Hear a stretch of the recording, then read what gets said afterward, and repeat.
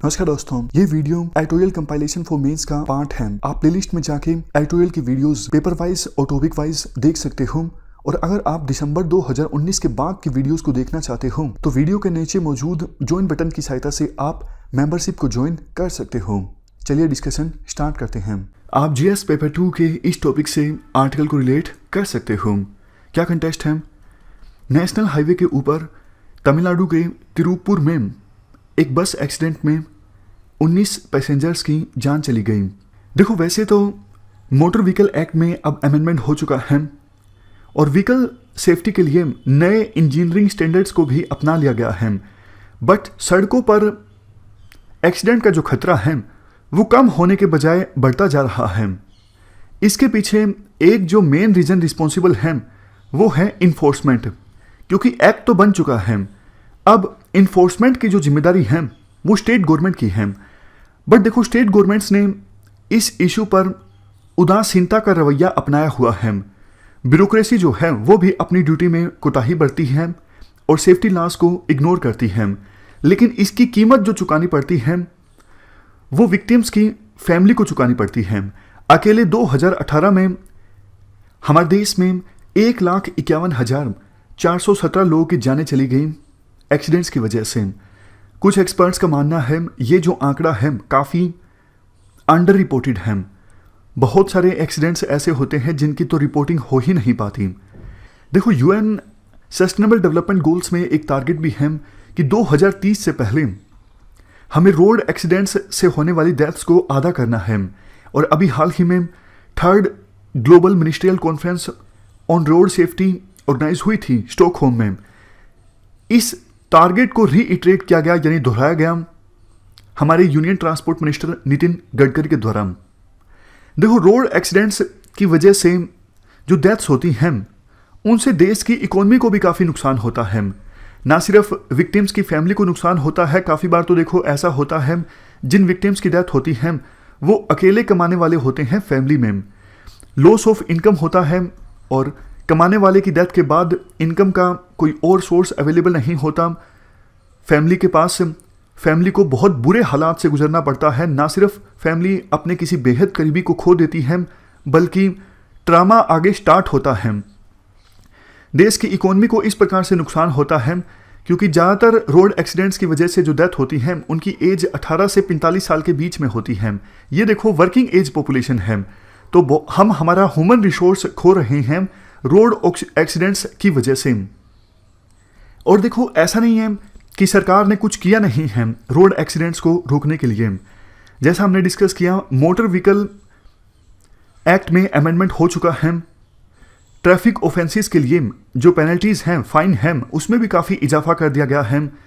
अब प्रोविज़न है, अगर किसी रोड का डिज़ाइन गलत ढंग से होता है जिसकी वजह से एक्सीडेंट्स होते हैं तो कंसल्टेंट और कॉन्ट्रैक्टर जिसने रोड बनाया है उनको जिम्मेदार ठहराया जाएगा।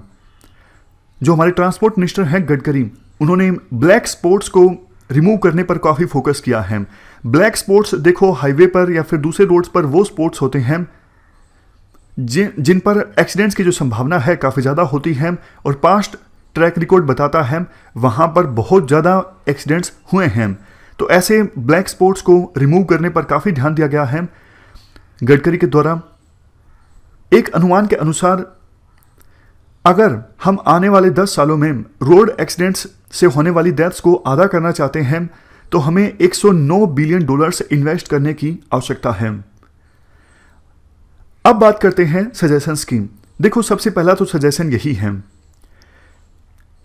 इन्फोर्समेंट ठीक से होना चाहिए। कानून तो बन चुका है, मतलब मोटर व्हीकल एक्ट में अमेंडमेंट तो हो चुका है, बट अब जिम्मेदारी स्टेट्स की है कि वो अच्छे से मोटर व्हीकल एक्ट के जो इंपॉर्टेंट प्रोविजंस हैं उनको इंप्लीमेंट करें। और स्टेट इन्फोर्समेंट एजेंसीज की अकाउंटेबिलिटी भी फिक्स करने की आवश्यकता है मोटर व्हीकल एक्ट की इंप्लीमेंटेशन में। नेशनल लेवल पे जो बोर्ड है वो स्टेट्स को एडवाइस करें कि कौन कौन से ऐसे प्रोविजंस हैं मोटर व्हीकल एक्ट के जिनको लेके आपको बहुत ज़्यादा सीरियस होने की आवश्यकता है और उनके इफेक्टिव इंप्लीमेंटेशन को आप इंश्योर कीजिए। दूसरे सजेशंस की अगर हम बात करें, हमारे देश में रोड को चौड़ा करने पे, रोड की कवरेज को बढ़ाने पे ज़्यादा फोकस किया जाता है, लेकिन डिज़ाइन स्टेज पे साइंटिफिक डायमेंशन पे फोकस नहीं किया जाता, इंजीनियरिंग सॉल्यूशन पे फोकस नहीं किया जाता। इस वजह से काफ़ी बार रोड्स पे ऐसे हॉटस्पॉट्स या फिर खतरनाक स्पॉट्स क्रिएट हो जाते हैं जहां पर एक्सीडेंट की संभावना बहुत ज़्यादा बढ़ जाती है। 2017 में एस सुंदर कमेटी 2007, इस कमेटी ने अपनी रिपोर्ट में कहा था साइंटिफिक स्टडी होनी चाहिए रोड इंफ्रास्ट्रक्चर की, ताकि रोड पर चलना सेफ रहे। इसके अलावा एशियन डेवलपमेंट बैंक के द्वारा भी इस बात पर फोकस किया गया था ट्रैफिक सर्कुलेशन को प्रमोट करना जरूरी है। अगर रोड एक्सीडेंट्स को कम करना है, रश आवर लेन्स अलग से होनी चाहिए और रोड्स सेल्फ एक्सप्लेन्ड होने चाहिए, नेविगेशन अच्छा होना चाहिए, जगह जगह बोर्ड्स होने चाहिए, कहाँ पर जाना वर्जित है, कहाँ पर जाना है, किस डायरेक्शन में जाना है, सब कुछ सेल्फ एक्सप्लेनेटरी होना चाहिए। तो ये सजेशंस हैं रोड से संबंधित। अब हम बात करते हैं जनता से संबंधित सजेशंस की। जब भी देखो बात आती है हमारे देश में ट्रैफिक रूल्स को फॉलो करने से संबंधित, बहुत से लोगों के द्वारा ये कहा जाता है फाइन इंक्रीज कर दो, लोग ट्रैफिक रूल्स को अपने आप फॉलो करेंगे। लेकिन देखो ये कॉम्प्रिहेंसिव अप्रोच नहीं है। कॉम्प्रिहेंसिव अप्रोच वो होगी जब आप लोगों को अवेयर करते हो, लोगों को एजुकेट करते हो, ट्रैफिक रूल्स को फॉलो करने की आवश्यकता है क्यों। हमारे देश में देखो टोटल रोड एक्सीडेंट्स डेथ्स में से 19% एक्सीडेंट डेथ तो पेडेस्ट्रियंस की होती है, पैदल चलने वालों की होती है। काफ़ी जगह ये भी देखा होता है, ये भी आपको देखने को मिला होगा, रोड क्रॉस करने के लिए जगह ही नहीं है, बहुत ज़्यादा ट्रैफिक है, ऐसा कोई ओवर ब्रिज नहीं है या फिर कोई वे नहीं है सीधा सीधा रोड क्रॉस किया जा सके, कोई लाल बत्ती भी नहीं है। तो ऐसी सिचुएशन में भी रोड एक्सीडेंट्स काफ़ी ज़्यादा हो जाते हैं।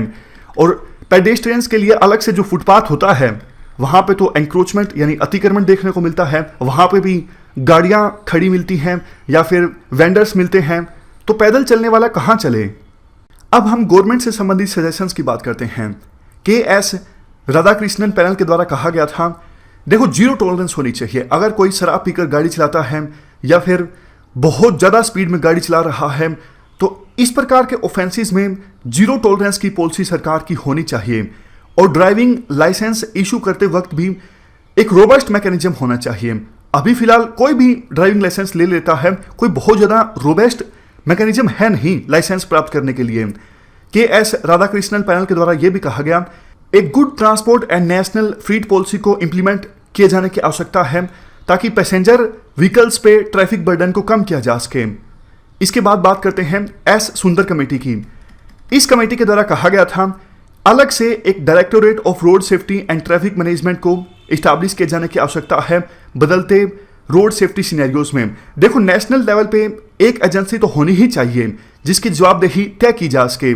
अभी फिलहाल स्टेट लेवल पे या फिर नेशनल लेवल पे जो रोड सेफ्टी काउंसिल्स हैं वो अपना काम ठीक से नहीं कर सकी हैं, यानी इफेक्टिव रूप से वो काम नहीं कर रही हैं। चाहे आप directorate of road safety and traffic management establish करो या फिर अलग से कोई नेशनल एजेंसी इस्टेब्लिश करो, वो सरकार को दिखना होगा। सबसे लास्ट में राकेश मोहन कमेटी। इस कमेटी ने नेशनल ट्रांसपोर्ट डेवलपमेंट पॉलिसी में एडवोकेट किया था सेफ्टी डिपार्टमेंट्स बना दो अभी जो ऑपरेटिंग एजेंसीज हैं उन्हीं के अंदर, और ये सेफ्टी डिपार्टमेंट्स देखें सेफ्टी स्टैंडर्ड्स को कंप्लाई भी किया जा रहा है या फिर नहीं। जो एग्जिस्टिंग पॉलिसीज या फिर स्टैंडर्ड्स हैं रोड सेफ्टी को इंश्योर करने के लिए उनको किस प्रकार से इफेक्टिवली इंप्लीमेंट किया जा रहा है और उनकी इफेक्टिवनेस है भी या फिर नहीं। इस डिस्कशन में फिलहाल इतना ही है। Thank you very much for discussion.